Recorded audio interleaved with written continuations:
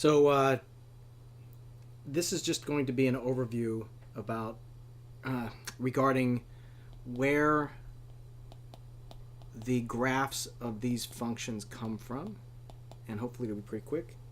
At this point in time, you should be familiar with the unit circle, depending on how that was a great line.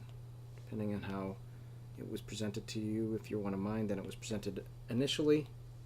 And so we have the unit circle, which is a circle of radius 1 unit, whether it's 1 meter, 1 foot, 1 centimeter, doesn't matter. And so it would look something like this. And we have these angles that are generally in standard position, or always in standard position, where with an initial side on the positive x-axis, a vertex on the origin, and some terminal side which has a varying location depending on the angle measure. And the angle measure is measured this way if the angle is positive, and in the clockwise direction if it is a negative angle. Okay, so we've built out this unit circle with specific angle measures that we need to know. We get these angle measures and we identify these points where the terminal sides of various angles. There are 3 angles drawn here with the 3 red terminal sides. And where those terminal sides intersect the unit circle, we get these points that can be corresponded back to these little right triangles. And so the points for a 30-degree angle, the coordinates for the point of intersection here for the 30-degree angle would be radical 3 over 2, 1/2.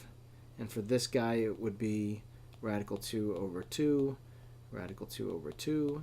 And for this guy here, we get 1/2, comma, radical 3 over 2. And we talked about whether that you could represent that 1/2 as radical 1 over 2, and hopefully then see a pattern. We have the intersecting values of the quadrantal angles, and so like this one has a coordinate of 1, 0, and this guy up here has 0, 1. And then we're able to transfer this quadrant, these coordinates of these intersecting points, we can transfer these points, or the coordinates for these points, over to these other quadrants, and we get this thing that everyone refers to as the unit circle. And the angles that are represented here are 30 degrees, which is equal to pi over 6 radians, 45 degrees, which is equal to pi over 4 radians, 60 degrees, which is equal to pi over 3 radians. And then as you extend it out, you get, for instance, this guy is 2 pi over 3, that's 3 pi over 4, and this is 5 pi over 6. And the quadrantal angles, of course, are 0, 90 degrees, or pi over 2, 180 degrees, or pi, 270 degrees, or 3 pi over 2, and then back over to 2 pi, and around and around and around we go. So I'm going to erase a bunch of this stuff as a quick review, and then we're going to leave those points up, just getting more space here. Okay, so over on the right, I'm going to create a small table where I'm going to put the angle measure. I'm going to put the x value with that angle measure, which would be the coordinate, the x coordinate for the point, for instance, and the y value.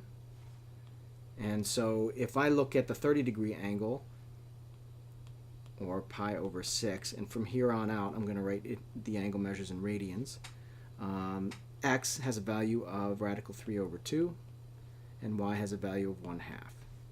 And so pi over 4 has, radical 2 over 2, radical 2 over 2. Pi over 3 is 1/2, radical 3 over 2. And if we keep going just a little bit longer, we really want these points. Not really concerned with these two guys too much in our graph that I'm going to draw shortly, but we want this guy. Pi over 2, which is 90 degrees, of course, has x is 0 and y is 1, and 0 degrees, or 2 pi if you wish, would have 1, 0. And let's pop 2 more up here. Pi, which is this guy over here, is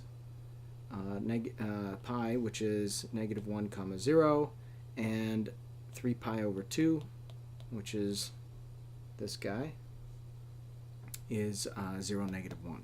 Okay? So now that we have those points, we're going to build the graph of the function sine. Now here's the difference between the graph up here, which has an x-axis and a y-axis, and the angles are represented in these in standard position. In this graph, we have the angle measure, and it could be represented as an x. For instance, I can write y equals sine x, or I can write y equals sine theta. Doesn't matter. This x value is a angle measure. So that is theta, and this is y, because it typically is. But again, I could write this as h or z, or it doesn't matter, right? It can be any variable I choose. If I said that this was the variable q, q, then my function would be written as q equals sine theta, right? So let's just go back to what we're most used to, y. So now let's plot some points. Let's plot this point first, 0, 1, 0. For sine, if I have an output value, when I put an angle in for sine, for instance, if I put the 0 angle in there, what value comes out of that calculation? Well, the sine of 0 is 1. I'm sorry. The sine of 0 is 0, right? It's the y value. Sine of 0 is 0. It's this guy right here. So that's going to be our height in this graph, and my angle measure is going to be here on this axis. Okay? So if I have that axis, that's 0 along that axis, and what's the height of that point? It's 0. So I plot that point there. At pi over 2, if I take the sine of this angle, let's say that this is pi over 2. If I take the sine of that angle, I get 1. So it's up here at 1. And then if I take pi and take the sine of pi, I get 0. Back down here. If I take the sine of 3 pi over 2, I get negative 1. And so 3 pi over 2 might be somewhere around here, and I get negative 1. Let's say that that's negative 1, and this is 1. And then if I go up and take, oops, I didn't do 2 pi. 2 pi would be the same as this point 0, because we've gone all the way around the unit circle. I get 0 comma 1, so I get 0. Where am I at? 1 comma 0. Man, I made a bunch of mistakes in this guy. So I get that point. Wow, but I don't have time to redo this, so we're just going to go with it. So all the points in between, notice if I took the sine of pi over 4, I'd get radical 2 over 2. By the way, radical 2 over 2, you should get used to seeing it on your calculator, is 0.7071 ... It's an irrational number. And so that's about 70% of the height, so halfway between this point and this pi over 2. It's pi over 4, but it's about 70% of the height. And so we see that it's not a line, I hope. And so we get this curve. And we get this curve, it goes back down the other side in the same way. So we get this, and we get that. Now it keeps going, because we keep going around the circle, whether we're going in the negative direction, over here, on the left, or if we're going in the positive direction, on the right. So that's why the sine function looks like that when we graph it in this manner. Now if I do the same thing, I'm not going to do it with the same detail. For cosine, I'm going to be graphing the angle, comma, x value from the unit circle. And I get cosine to look as such. Let's say that's 1. Let's say that's negative 1. And let's say that that's pi over 2, pi, 3 pi over 2, and 2 pi. And let's change colors for the function itself. Cosine starts out because the cosine of 0 degrees is 1 comma 0 is the point on the unit circle. So the cosine is the x value, which is 1. So the cosine of 0 degrees is 1, this being 0 degrees. And you'll see that my function, if you plotted those points out, maybe you could hit pause and plot them yourself before you look at this. It ends up looking like this.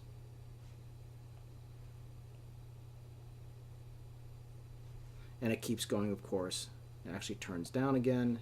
This one turns down. And so we get y equals cosine x or if you prefer y equals cosine theta, depending on the axis, the label of that axis and the values you're using, and that would be y. So that's where we get these function graphs. That's where we have to start. And you do need to know what these two functions look like, the parent functions. So there's this Desmos animation that you could copy and paste and play with if you wanted to. You can't copy it, sorry, but you can type that domain in, that URL.